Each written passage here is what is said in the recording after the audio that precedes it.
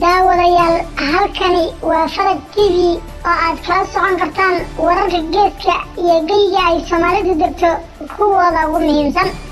qodobada ugu doorka roon wararka maanta aan idiin haynana waxaa ka mid ah Yuusuf Jalaale iyo Cabdirashiid Calaawe oo Maxamed Yare kuleetiga ku dhex qabsaday xerada komishinka booliska dhexdeeda.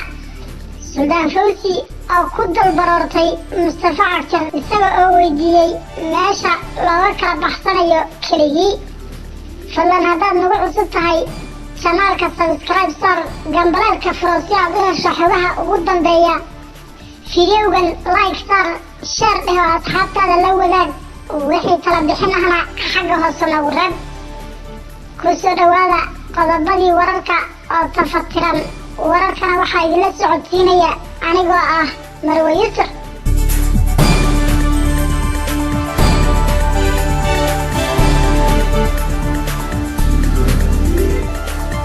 Yuusuf Jalaale iyo Cabdirashiid Calaawe ayaa maanta komishineerka booliska dowladda deegaanka Soomaalida Maxamed Yare ugu dhaxanjabay xerada komishinka booliska dhexdiisa kadib markuu Maxamed Yare ka hor istaagay lacag ka mid ahaan loo siiyey komishinka oo 5 milyan oo bir ahayd si uu komishinku labada bilood ee sanadka 2014 ka hadhay ugu sii kala wado howlaha komishinka maadaama oo miisaaniyadii komishinku go'day codsina uu komishinku horay ugu gudbisay madaxtooyada loona soo ansixiyey 5 milyan.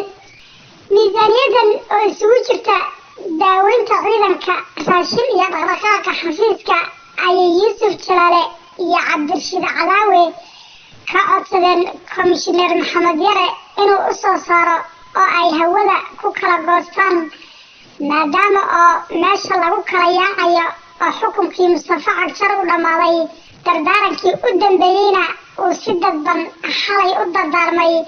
waa sida xogtu nagu soo gaadhay balse Maxamed Yare uu ka hor istaagay labadaas nin inuu u soo saaro lacagtaas oo u sheegay inaysan miisaaniyadani ahayn mid qandaraas ee ay tahay miisaaniyad ka mid ah oo ciidanka boolisku leeyahay. sidaas darteedna aysan macquul ahayn in miisaaniyad ciidan uu u soo saaro shakhsiyaad shacab ah oo shaar qabiil miisaaniyad ciidan doonaya inay ku dhacaan.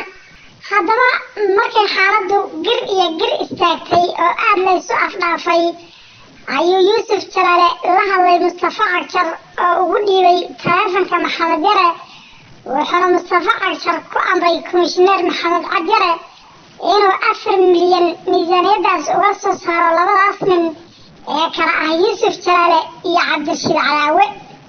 ugu dambeynna komishineerku uu ka aqbalay madaxweynaha wuxuu soo weydiiyey oo anigana maxaan qaataa inta soo hadhay ayaad leedahay ee sidaa doonto dheh ayuu ugu jawaabay.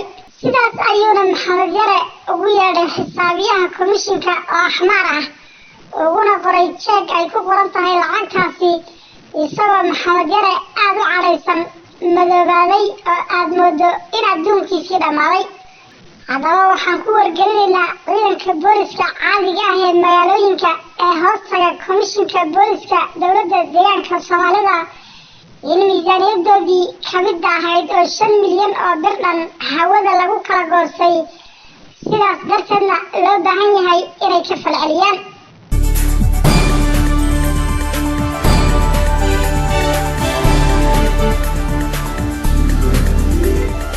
Suldaan Fawzi ayaa naloo xaqiijiyey inuu xalay ku dul ooyay Mustafa Cagjar oo uu ku yidhi dowladdaadiina dhacday waxaan hayana ma laha oo waan faramadnahay adiga ayaana kuu dakanaysnahay oo meel walba igeliyey ma sidan ayaad rabtaa inaad igaga tagto idinkoo reer Cagjar wixii deegaanka yaalay farqaha ka buuxsaday oo meel walbana wax isaga sii horreysiiyey ayaad rabtaan inaad anigoo cad ah oo aan meelna u dhaqaaqi karin inaad cadaawadaad ii samayseen igaga baxsataan idinkuna aad tamashlayn iyo raaxaysi u tagtaan Maraykan iyo meelabaas. adeerow haddaydan habaar iga rabin iyo inaan cadowgiina isu dhiibo sirtiina iyo hantidiinana ilaa dowladda dhexe aan wado oo aan fashiliyo aniga igu maydhan maysaane waxaygii halkaas iska dhiga. Mustafa Cagshar hadal kaftana ayuu ugu jawaabay odayga adeerkiisa ah ee ku cataaway oo wuxuu ku yidhi miisaaniyad aadan adu maamulin ma aanaan maamulin reer Cagsharna adiga ka badsaday ee adeer isdeji oo iimaankaaga kiyaabo ku dhooso. Suldaan Fawzi oo aan jawaabta Mustafa Cagshar kaftan u qaadanin aadna uga xanaaqay jidhmadoobaaday oo wejigiisa caro badani ka muuqatay ayaa intuu islaamay oo waayahay yidhi dhabarka jeediyey oo iska dhaqaaqay. kadibse Mustafa Cagshar ayaa garabka soo qabtay oo fadhiisiyey wuxuuna u yeedhay Maxamed Shaale madax xarunta dhexe ee DB Soomaalida iyo maarayaha ururka horumarinta Soomaalida kuna amray inay 100 milyan oo bir oo jeeg ah u qoraan adeerkii Suldaan Fawzi.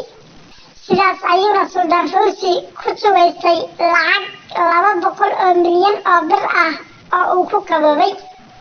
haddaba waxaa isweydiin mudan lacagta 200 milyan ee bir ah ee Suldaan Fawzi la siiyey xagee ayaa laga keenay? ma Mustafa Cagshar iyo reer Cagshar ayaa iska lahaa? waxaa xaqiiqo ah inaysan reer Cagshar Maxamed Shaale iyo maarayuhu midna aysan lahayn, balse ay tahay lacagtii shacabka sida tooska ah looga soo ururinayay islamarkaana laga jarayay shaqaalaha dowladda si wax loogu qabto shacabka. waxaa iyaduna xaqiiqo ah inuu Suldaan Fawzi 200 milyan aysan lacag u ahayn oo uu ka badan lacag bilyan gaadhaysa horey uga qaatay Mustafa Cagshar, balse ay tani caddayn u tahay kala yaaca meesha ka socda iyo sida loo xolo urursanayo islamarkaana hantidii shacabka loo boobayo ee lagu aabayeelaynin iyada oo shaar qabiil la huwaysan yahayna wax walba cayrinka lagu qaybsanayo.